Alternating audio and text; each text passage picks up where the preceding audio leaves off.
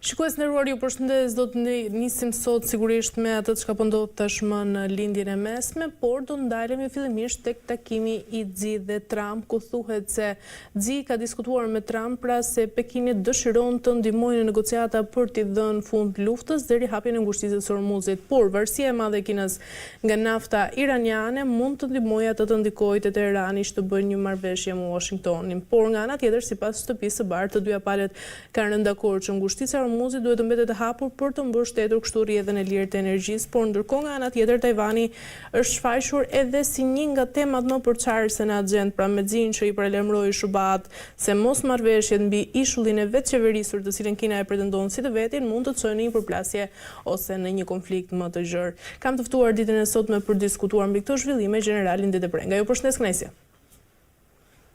Përshëndetje, faleminderit për ftesën. Atëherë, zoti Prenga, sa i përket takimit që ndodhi në Pekin midis presidentit të SBA-s Donald Trump dhe homologut të tij Xi, si e keni parë të gjithë të takim dhe diskutimet që janë realizuar në Pekin? Vizita e presidentit Trump në Republikën e Kinës dhe takimi me presidentët dhe ekipet respektive të dy palëve, siç e kanë quajtur analistët dhe ata vetë, do të shënojë një kthes historike dhe është nga vizitat më të rëndësishme jo vetëm për dy shtetet dhe marrëdhëniet e tyre, por edhe më gjerë në aspektin e tregtisë, në aspektin e teknologjisë dhe mbi të gjitha në aspektin e sigurisë dhe të ndikimeve që këto dy vende kanë. Natyrisht që në momentin e parë, përveç fjalëve dhe shkëmbimeve që bën mes njëri tjetrit, aty u vore nga gjithë bota në një farë mënyre dëshira për të qenë superior njëri apo tjetri, përveç fjalëve do thosha edhe gjua e trupit e paraqiste një gjë të tillë në takimin e drejt për drejt, ku në disa momente secili tentonte për të tërhequr nga vetja e tij, duke respektuar edhe dhënien e dorës apo zgjatjen e dorës në mënyrë qëndrimi dhe trupi, gjua e trupit që flet shumë herë më tepër se sa mendimet që shfaqin, dhe kjo ishte e suksesshme, do mendoja unë, për të dy presidentët, si për presidentin e Kinës dhe gjithë qeverinë e tij, ashtu dhe presidentin e Shtateve Bashkuara të Amerikës, që ishte në të njëjtin nivel, mendoj unë, për sa i përket lartësisë mes presidentëve, por mendoj se me vendimet që ka marrë dhe situatat të cilat janë zhvilluar sidomos në linjën e mesme, por dhe brenda Shteteve të Bashkuara të Amerikës, do thosha që ka vajtur atje disi me një imazh pak të dëmtuar, pasi nuk janë realizuar ato objektivat që ai ka patur përpara se konflikti të fillonte në linjën e mesme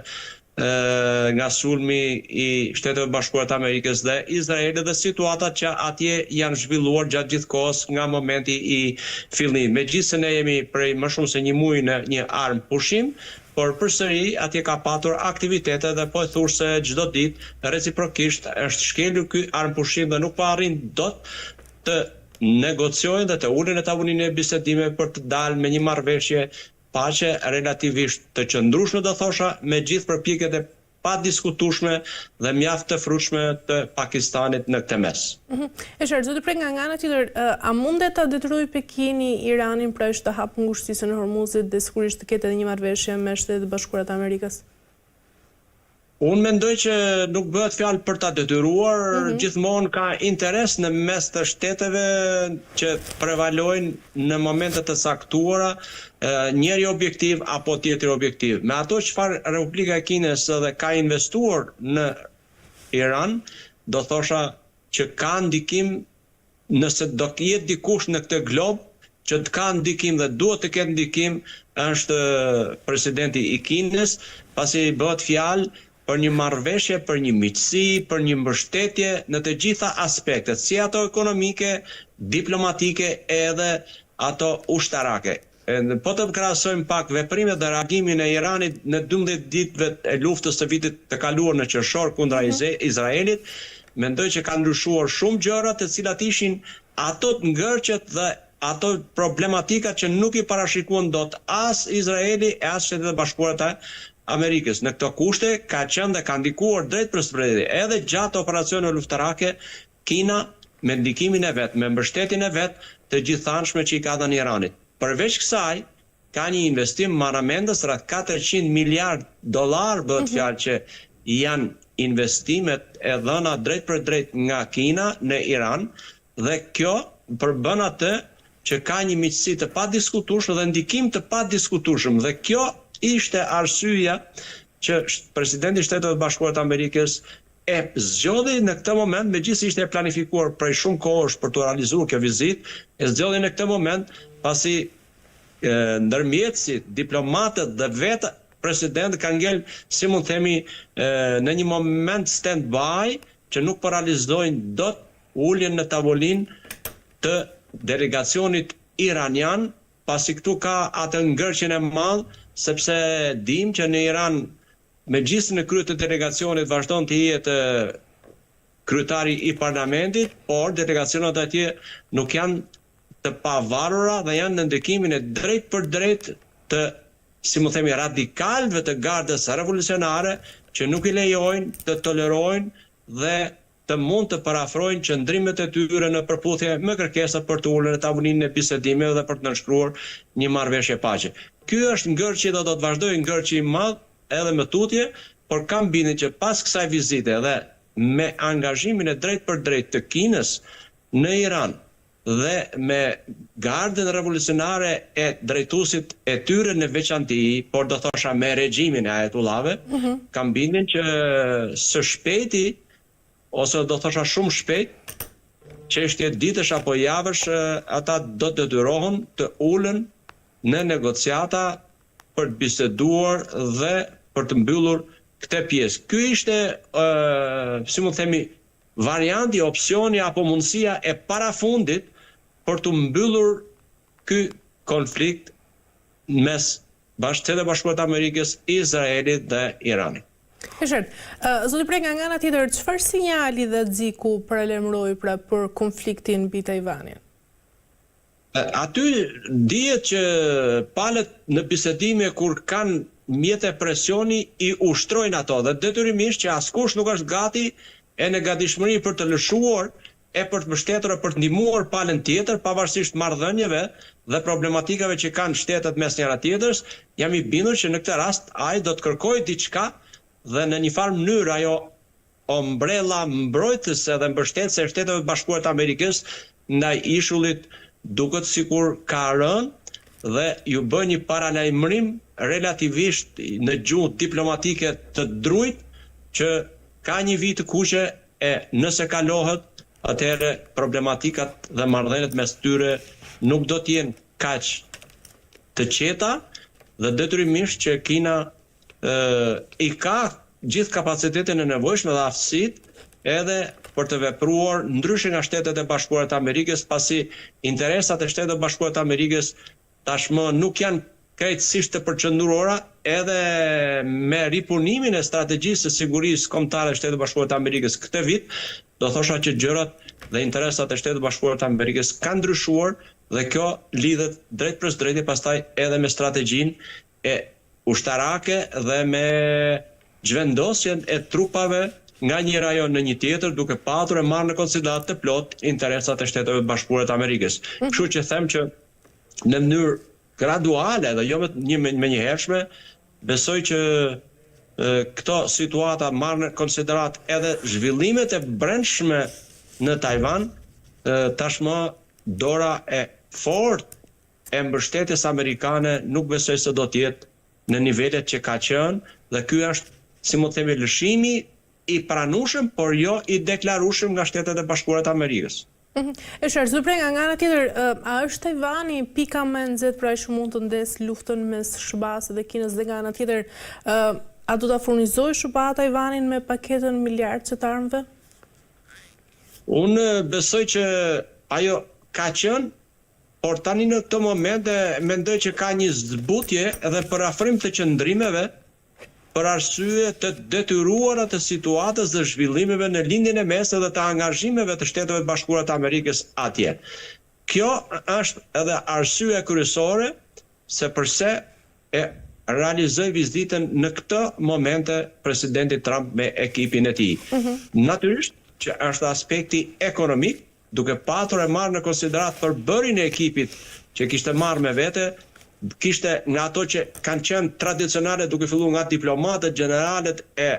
një linje gjatë e delegacioneve këtë radhë ishte përqendruar kryesisht tek pjesa ekonomike dhe tregtare, sepse ajo është bazë që ndikon në përmirësimin e marrëdhënieve ose përkeqësimin e tyre. Detyrimisht që faktori ekonomik, paçka se e vlerësojmë ose jo, është bazë dhe ndikues i drejt për drejt në gjitha zhvillimet e situatave që merren si brenda vendit, ashtu dhe në raport me shtetet apo me strukturat e tjera ndërkombëtare që janë me shumicë. Baza është ajo çfarë lidhet me situatat dhe zhvillimet e tyre në të ardhmen në fushën diplomatike për të arritur edhe deri tek konfliktet dhe luftrat, është arsye kryesore ajo ekonomike. Është duke u krijuar tashmë zoti Prenga një boshë të ri pra Pekin dhe Teheran kundër Washingtonit? Nuk do doja ta besoja që është një linjë e tillë, por gjithsesi Kina ka qenë është dhe mbetet shumë e kujdesshme në aspektin e konflikteve, pasi ajo po të marrë edhe para 5.000 vjetësh e në vazhdimsi, me gjithë fuqinë dhe forcën që ka patur, nuk ka zhvilluar luftra me synime për të sulmuar të tjerë. Ka qëndruar gjithmonë e tërhequr dhe në mbrojtje. Në këto kushte, ajo ka krijuar dhe çdo vend do të krijojë lidhje e marrëveshje me ato vende të cilat qasjet i kanë paka shumë të njëjta në të gjitha nivelet, si diplomatike, ekonomike, tregtare, edhe miqësore. Të gjitha këto ndikojnë drejt për së drejti dhe duke pas strategjitë e tyre, pastaj ndërtohet e plani i veprimit konkret. Shtetet Bashkuara të Amerikës apo presidentët e kanë thënë njëri pas tjetrit që thonë nuk ka miqësi të përhershme, por ka interesa të përhershme dhe bota në një mënyrë të dukshme ose të padukshme dhe vendet dhe udhëheqësit e liderit e tyre rendin gjithmonë pas interesave. Në momente caktuara mund të prevalojë njëra apo tjetra, por interesat mendoj unë se janë dhe mbeten thelbësore në çdo marrëdhënie. Pse Trump, zoti Prenga, po kërkon tashmë marrëveshje në inteligjencën artificiale dhe aviacionin? Kërkon marrëveshje inteligjente sepse sot po e shohim që teknologjia dhe nga shtyllat kryesore të ekzistencës dhe të zhvillimit të forcave të armatosura në përgjithësi, të forcat të sigurisë dhe të mbrojtjes në çdo vend, po i referohen modernizimi është parsor, një nga shtyllat kryesore që i mban në këmbë dhe i bën të suksesshme, si në trajnimet ashtu edhe në cilat do të qofshin përplasje konflikte apo luftrat, dhe këtë moment ne dim dhe është përkushtuar shumë rëndësi e veçantë teknologjisë dhe inteligjencës artificiale. Jemi bindur që sado që ajo të përparoj e të ecë, do të jetë nën kontrollin e mendjes së njeriut, ai i cili e ka krijuar dhe ndërhyn her pas here dhe vjen duke e përmirësuar në kohë. Ajo luan rolin e vet, ka shumë rëndësi dhe në disa momente vendos fatet e përplasjeve të cilat do qofshin konflikte apo luftra, por gjithmonë do të mbetet për sa kohë nuk kemi përveç qenieve humane, nuk ka në një qenje tjetër që është më e zhvilluar në aspektin e logjikës dhe të menduarit, do të ngelet njeriu dhe qenia humane ai që do të vendos dhe do të prevalojë i pari. Ndërkaq nga ana tjetër, zoti Prenga, kush qëndron tashmë mbas sulmeve dhe sekuestrimeve misterioze të anijeve në Gjirin Persik? Unë mendoj që të dy palët, paçka se pretendojnë që kemi kontrollin, të dy palët kanë ndikim të drejt për drejt, por është e pamundur që në këtë territor, megjithësi Shtetet Bashkuara të Amerikës pretendojnë që nëpërmjet forcës së jashtëzakonshme tetare që kanë disi larg, do thosha, ngushticës, të kontrollojnë hyrjet dhe daljet. Është e pamundur të realizohet kontrolli dhe hyrjet dhe daljet e një territori të tillë të gjerë me mundësi të ndryshme të veprimit dhe të largimit. Dim që Arabia Saudite ka ndërtuar një tubacion të tërë nga pjesa e lindjes në kufi me Omani dhe për ta kaluar naftën në krahun tjetër. Të njëjtën gjë kanë përdorur edhe vendet e tjera dhe vetë Irani përdor kufirin toksor dhe format e tjera për të shpërndar naftën dhe detyrimisht që ka dhe kontrollin e pjesës së brendshme, do thosha, të ngushticës së Hormuzit, dhe ato her pas here kanë treguar që janë përplasur, kanë goditur ka ndaluar dhe kam bindjen që në qarkullimin e brendshëm vazhdon ta ketë Irani kontrollin. Dhe në këtë pikë edhe dy presidentet kanë rënë dakord që jam i bindur që ngushtica e Hormuzit shumë shpejt do të jetë me trafik të lirë tregtar dhe do të bëhen gjitha përpjekjet për të qenë e për të rikthyer siç ka qenë edhe pa patur askush si mund të themi kontrollin dhe detyrimin për të paguar pra taksat. Këtë e shprehu qartë edhe në takim me presidentin e Shtetit Bashkuar të Amerikës, presidenti Xi. E qartë, për zotin Prenga, çfarë do të ndodhë nëse Irani do të vazhdojë bllokadën detare? Unë dua të besoj dhe jam i prirur që kjo çështje do të zgjidhet shumë shpejt, se në të kundërt pastaj unë uroj që të mos vemi te opsioni i fundit që do të jetë për shkallëzimi i sulmeve dhe i reagimeve të Iranit që do të përfshijë edhe vendet e rajonit. Uroj të mos shkohet në këtë pikë dhe unë besoj që nuk do të shkohet në këtë pikë, se pastaj nuk i ngjelet gjë tjetër veç se të intensifikojnë dhe palët të përdorin gjithë arsenalin e tyre që nuk e kanë vënë në eficiencë deri tani. Detyrimisht që kjo do të jetë e dëmshme në radhë parë për Iranin, për lindjen e mesme dhe për, do thosha edhe për botën që do të afektohet për arsye të transportit të energjisë që kalon në për këtë ngushtisë 20-25% ka efekte absolutisht. Dhe tani janë ndjerë efektet me kohën, në rritjen e çmimeve dhe shumë problematika të tjera që lidhen drejt me energjinë që kalon dhe transportohet dhe furnizohet një pjesë e mirë e botës. Detyrimisht që kjo do të jetë pastaj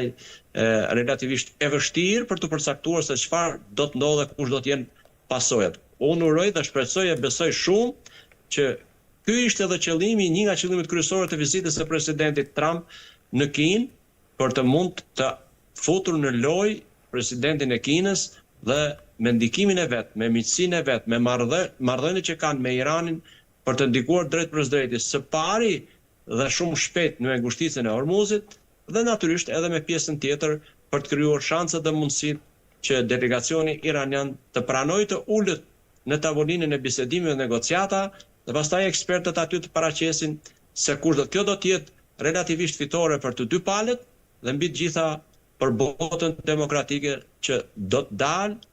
nga përkeqësimi i ekonomisë, rritja e çmimeve dhe ndikimi i drejt për drejt që shumë vende mund të çojë në recesion ekonomik.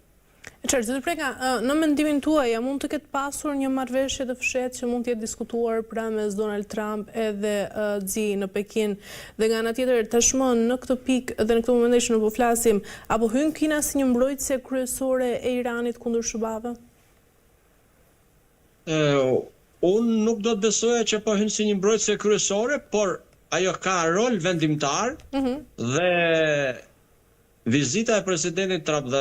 vendimi për ta marrë një vizitë të tillë në këtë moment, mendoj që ka parë si rrugë zgjidhje të vetme të ngelur në opsionet e mundshme dhe detyrimisht që edhe Kina, si Shtetet Bashkuara të Amerikës dhe shumë vendet e tjera, por tashmë ajo ka hyrë relativisht në, si mund të themi, në arenën ndërkombëtare si një fuqi në rritje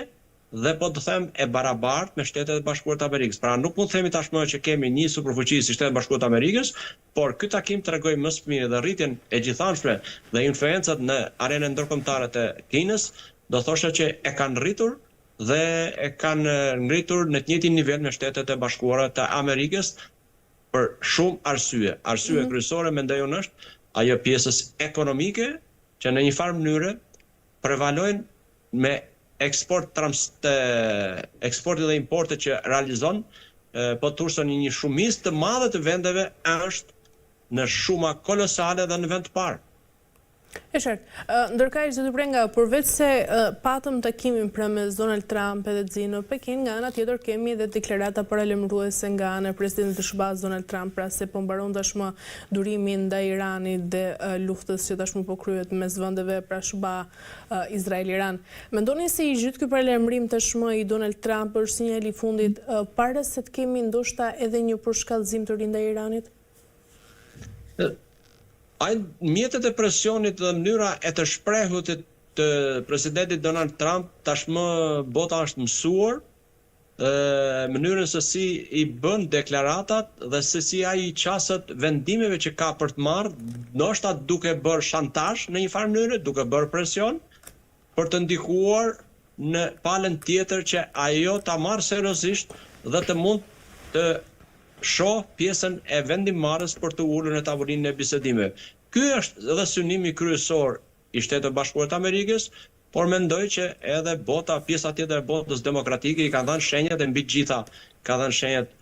Rusia nëpërmjet presidentit Putin më njëherë pas festimit në sheshin e kuq të 9 majit dhe tani së fundi edhe Kina nëpërmjet presidentit të saj, kështu që nuk ka mbetur më askush që mund të ndikojë më fuqishëm se këta për të krijuar jo aleancë, po për të ndikuar drejt për së drejti në, si mund të themi, në sistemin apo qeverisje që është në Iran, pa çka problematikave të brendshme që ata kanë, kam bindjen që tashmë ka ardhur momenti që ata të vlerësojnë situatën dhe të kërkojnë për të nxjerrë veten nga pasojat e për të shpëtuar veten nga pasojat që mund të ketë vazhdimi i mëtejshëm i konfliktit. Zotëri Prenga, nga ana tjetër është thënë nga sekretari amerikan i energjisë se Irani tashmë është shumë afër për ndërtimit të armëve bërthamore. Sa reale është shihni këtë? Nëse nuk do të merret uraniumi i pasuruar me 460 kg që e kanë patur tashmë në nivel 60%, nëse nuk do të dorëzohet apo të gjenet forma për të hequr nga duart e Ajetullahve apo të qeverisë iraniane, ai unë e shoh shumë reale dhe shumë të shpejt për mundësinë e prodhimit të kokave me mbushje bërthamore, edhe kjo është një nga objektivat kryesore të Shtetit Bashkuar të Amerikës dhe këtë e ka patur që në fillim që Irani të mos i lejohet për të qenë një shtet me posedim të mbushjeve bërthamore.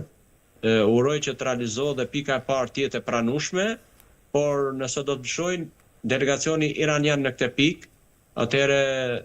mendoj që do të kërkojnë diçka tjetër në shkëmbim, sepse parimisht në bisedimet në nivelin diplomatik e teknik, gjithmonë lëshohet diçka, por në këmbim të saj kërkohet diçka tjetër. Le të presim dhe të urojmë që të ulen në tavolinë e bisedimit dhe pastaj aty të shikojmë se si do të vjen diskutimet, negociatat dhe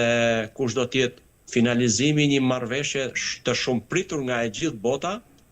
në mes Shteteve Bashkuara të Amerikës dhe Iranit, me ndërmjetësim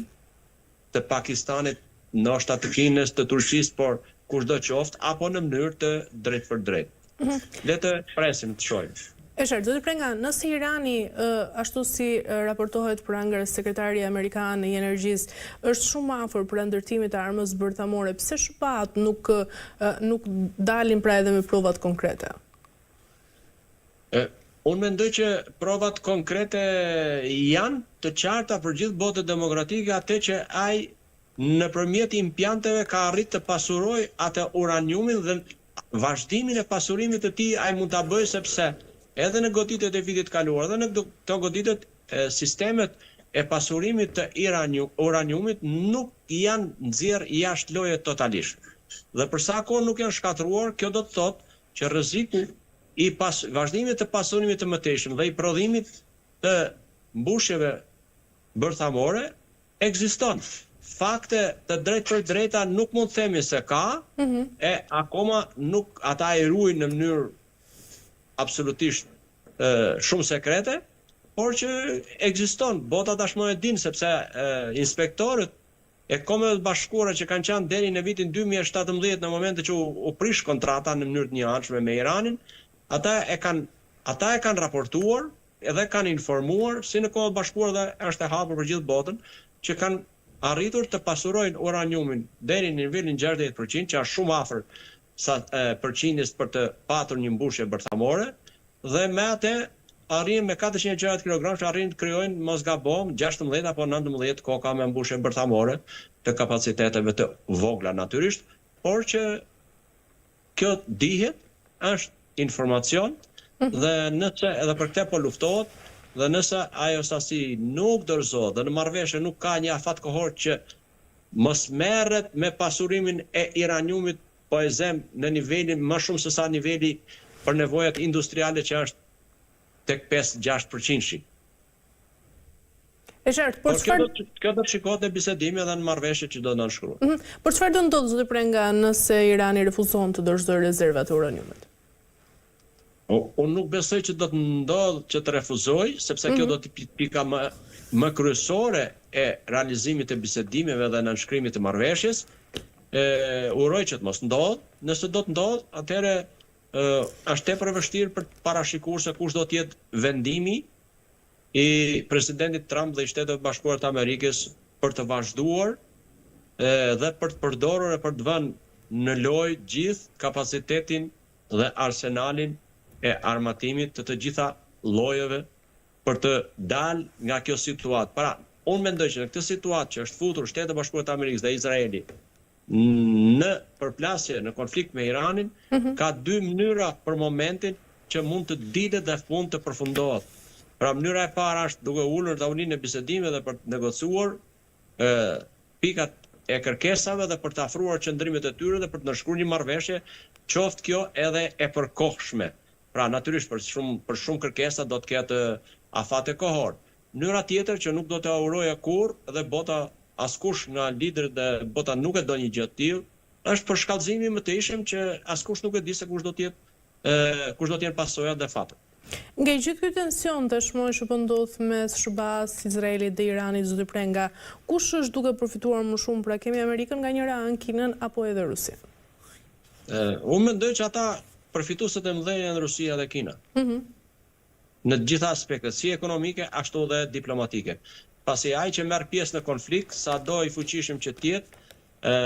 nuk është përfituesi kryesor, nuk mund të jetë përfituesi kryesor. Bile do thosha në aspektin tjetër, pa folur në aspektin ekonomik, por në aspektin diplomatik të imazhit në rang global, kam mendimin që presidenti i Shtetit Bashkuar të Amerikës dhe vetë Shtetet Bashkuara do të humbasin disi. Duke qenë, zoti Prenga, se Irani pra nuk heq dorë nga 14 pikat të cilat ka dorëzuar se i përket marrëveshjes, por edhe uljes në bisedime me Shtetet Bashkuara të Amerikës, çfarë pritet të ndodhë? Unë mendoj që bisedat dhe takimi që u zhvillu mes dy presidentëve, ekipet që do të shkojnë në Iran, edhe do të vizitojnë, ose pjesa e ministrit jashtëm të Iranit do të thirrët në Kinë, kam bindjen që do të rishikohet komplet pikat dhe kërkesat që ata kanë paraqitur për të ndikuar. Në atë çfarë ka qenë biseda kokë, kam bindjen që edhe kjo mund të ketë qenë një nga pikat kryesore që dy presidentët kanë biseduar për të nxjerrë një delegacion apo një grup ekspertësh të kryesuar ndoshta nga ministri i jashtëm dhe ose mund ta thras ministri i jashtëm në Kinë ose ekipe të pa deklaruara shumë dhe pa shumë bujë mediatike. Mendoj se do të shkojnë për të bërë të mundur zbutjen dhe tërheqjen nga disa pika që janë të pamundura për të realizuar. Në qoftë se shkohet me ultimatume, atëherë nuk bëhet fjalë më për negociata. Kështu që në këto kushte besoj që Kina dhe bisedimet kanë qenë të suksesshme dhe kjo besoj se shumë shpejt do të arrihet, po le të presim dhe të shohim se kush do të jenë zhvillimet konkrete. E qartë. Zoti Prenga, për të mbyllur, ndërkaq edhe mbas bisedimeve që u zhvilluan në Pekin mes dhe presidentit SBA-s Donald Trump, mendoni se tashmë diplomacia apo mbetet vetëm një fasadë, do ta shuaja, ndërsa edhe fuqitë e tjera globale pra po përgatiten për skenarin e një përplasje dhe nga ana tjetër i gjithë ky konflikt tashmë pra SBA dhe Iran, a është duke u përdorur për të riformatuar ndoshta edhe rendin e ri botëror? Unë do ta thosha që në fillim me një po të plot, pasi ka shumë vite që arkitektura e sigurisë globale ka pësuar ndryshime. E në raport me te, detyrimisht që do përshtaten, duke filluar nga strategjia e sigurisë kombëtare që Shtetet Bashkuara të Amerikës e ribën dhe vendet e tjera, gjithë bota në përgjithësi do të mendojë seriozisht në përmirësimin e strategjive të sigurive të tyre, ashtu qofshin dhe aleancat e ndryshme. Dhe jo se ka humbur rolin e nuk e humbet kur pjesa diplomatike e të vepruarit, por kam bindjen që ajo nuk e ka dhënë efektin e dur për të parandaluar, për të marrë masat preventive, për të mos ardhur në këtë pikë. Po arritën në këtë pikë, atëherë të gjitha vendet e tjera dhe ato që nuk janë përfshira drejt për së drejti në konflikt, duhet të mendojnë seriozisht për sigurinë dhe mbrojtjen e tyre. Këte na mësoi në një farë mënyrë deri tani të paktën konflikti mes Shtetit Bashkuar të Amerikës, Izraelit dhe Iranit, pasi u përfshin pa hyrë në konflikt dhe pa dëshirën e tyre, u përfshin gjithë lindja e mesme dhe vendet që u goditen dhe vazhdojnë her pas here të goditen nga Irani për t'i përfshirë dhe për t'i nxjerrë nga, si mund themi, nga bashkëpunimi me Shtetet Bashkuara të Amerikës. Simboli i sigurisë ka qenë deri tani të paktën ka qenë Emiratet e Bashkuara Arabe, por që edhe ky simbol ra pasi disa herë nga ana e Iranit është goditur dhe jo vetëm objekte ushtarake, por edhe objekte sociale janë goditur her pas here, dhe thosha me gjithë masat mbrojtëse që ka patur dhe ka marrë Emiratet e Bashkuara dhe vendet e tjera, se tashmë e din që vendet e tjera, sidomos ato që kanë bazat amerikane dhe janë mbështetës ata Shtetet Bashkuara të Amerikës që janë shumica e vendeve në rajon, e kanë patur në një farë mënyrë opsionin e hapur dhe kanë menduar seriozisht, por është e pamundur që ti bësh ballë një sulmi që nuk e di se nga të vjen, aq më tepër nuk është një luftë klasike, por është hibride, duke përfshirë dronët dhe dronët kamikaz që është e pamundur që të jesh 100% i mbrojtur nga veprimet e tyre. Kështu që diplomacia asnjëherë